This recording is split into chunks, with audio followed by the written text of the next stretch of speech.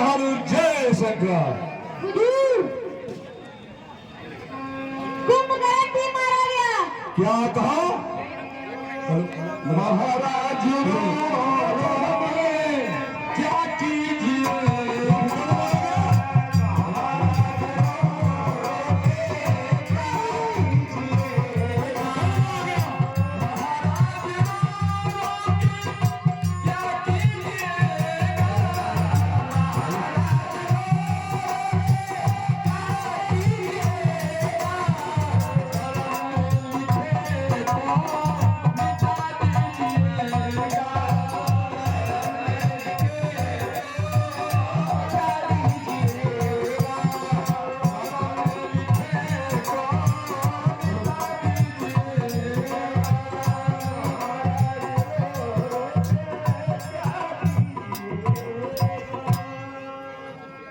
कुंभकर्ण जैसे योद्धा को मारना कोई आम बात नहीं है। हे रणवीरों, हाँ हुजूर। थोड़ी देर के लिए एक बार मेरे मन में बात आ गई कि क्यों ना युद्ध समाप्ति की घोषणा कर दे, लेकिन नहीं, जब तक मेरा पुत्र इंद्रजीत जीवित है तब तक मैं स्वयं त्रिलोकी से भी युद्ध करने के लिए तैयार।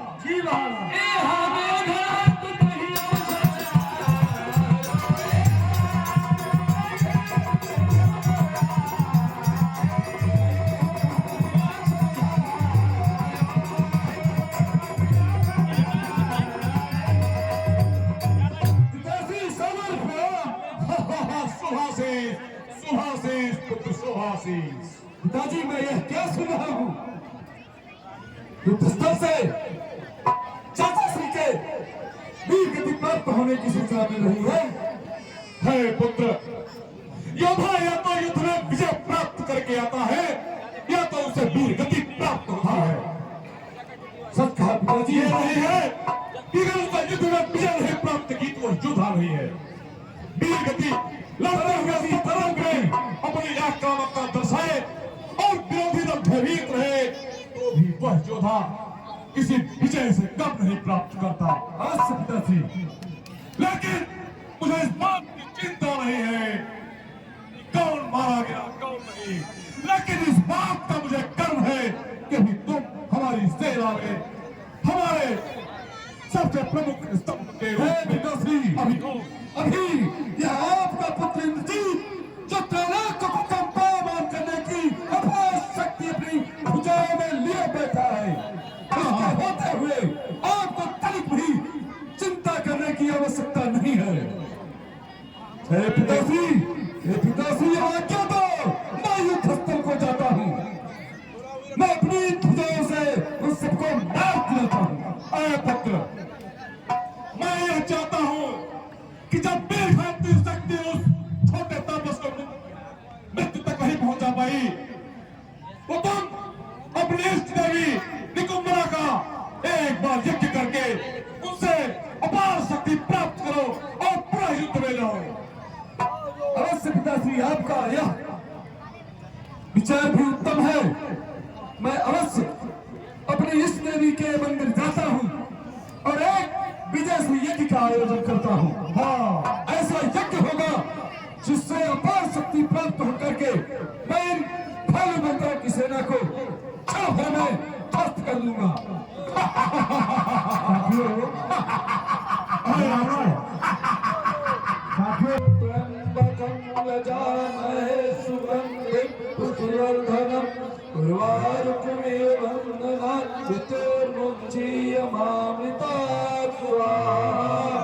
इदं महामृत्युंजय इदं नमः।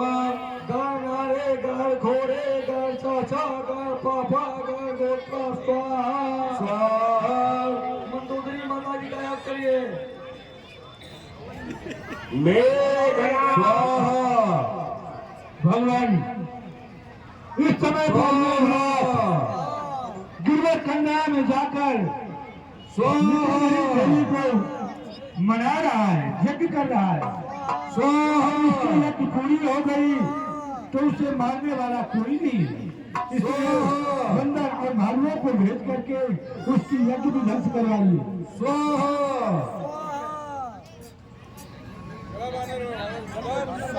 स्वाहा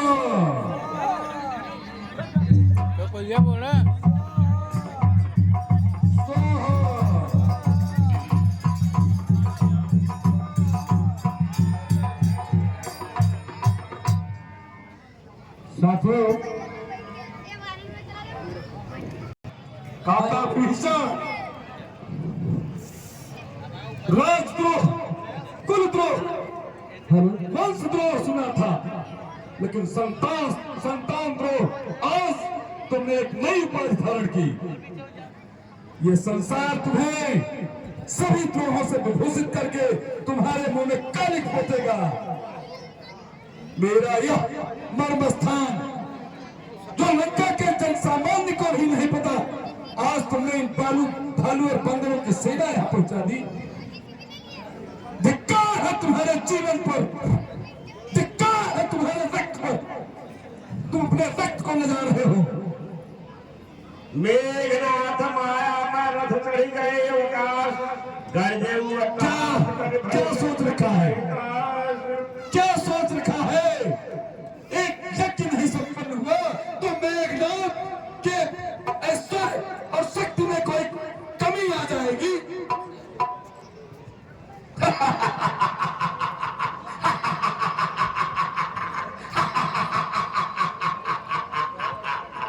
तू मुझे नहीं जानता, जीवित ही त्यागा तुझे। मैं बालक नादान, यही चुक मारा गया। तुम कण बलवान देवासुर त्रैलोक्य करो युद्ध आरंभ। मिट जाएगा आज ही तपसी तेरा था। मार मुसता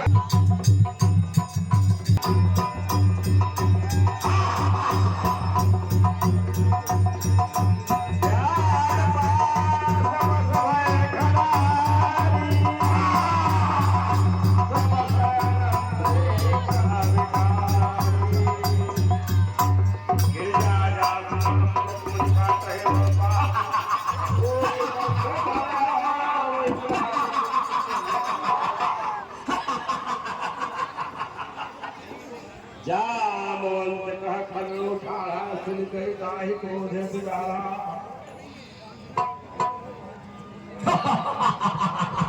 कहाँ गई तुम लोगों की शक्तियां? साथियों, दिखाओ नागास से, नागफांस से अपने आप को मुक्त करके दिखाओ। ये वो फांस है जिसमें फंसे फंसे तुम लोग बच्चा जैसे मकई के जाल में फंस कर अपने पैर देखता है, उसी तरह से सब मर जाओगे। साथियों, तुम्हारे जीवन के कुछ ही दिवस शेष हैं। क्यों अकाल मृत्यु को ग्रहण करता है? भाग जा। कमजोर सोच के छोड़ दिया है तो अपने जीवन के लिए भाग जा। कौन हो जाएगा? मृत्यु होगी तेरी और बड़ी दर्दनाक मृत्यु होगी तुम्हारी। मेघनाथ में छाती पड़ा भूम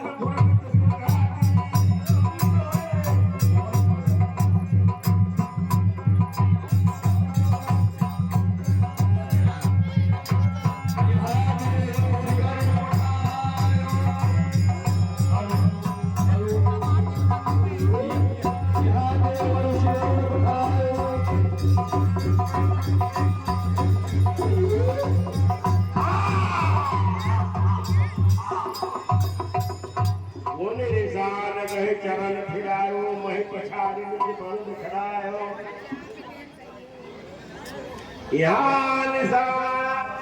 यहाँ देव रूप खायो राम स्वरूप सपदि सो। आप लोग साइड में खड़े हो जाए, सब देखेंगे मेरा मेला। साथियों, मेघनाथ के है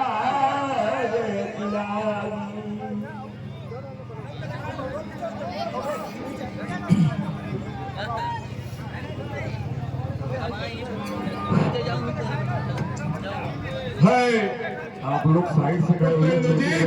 हाँ पिताश्री, क्या सकुशल यज्ञ करके वापस आ गए। कहा पिताश्री, कहा जाता है कि अगर घर का कोई मित्र शत्रुओं से मिल जाए तो वह सबसे बड़ा घातक होता है। जिस स्थान पर लंका के जन सामान्य की ताका विभीषण, कुलद्रोही विभीषण ने भालू और बंदरों की सेना को वहां तक पहुंचाया। क्या कहा? मेरा यज्ञ नहीं पूर्ण हो सका। वही शिवसर बना और आज तुम्हारी तपस्या में वही नामी हुआ। तुमने उसे वही समाप्त क्यों नहीं कर दिया? हाँ पिताश्री, समाप्त कर देता। मैंने उसके लिए ही प्रचंड यमास्त्र को बचाकर रखा था, लेकिन यमास्त्र भी कुछ कहा। यमास्त्र भी उन तपस्वियों के सामने निष्फल रहा।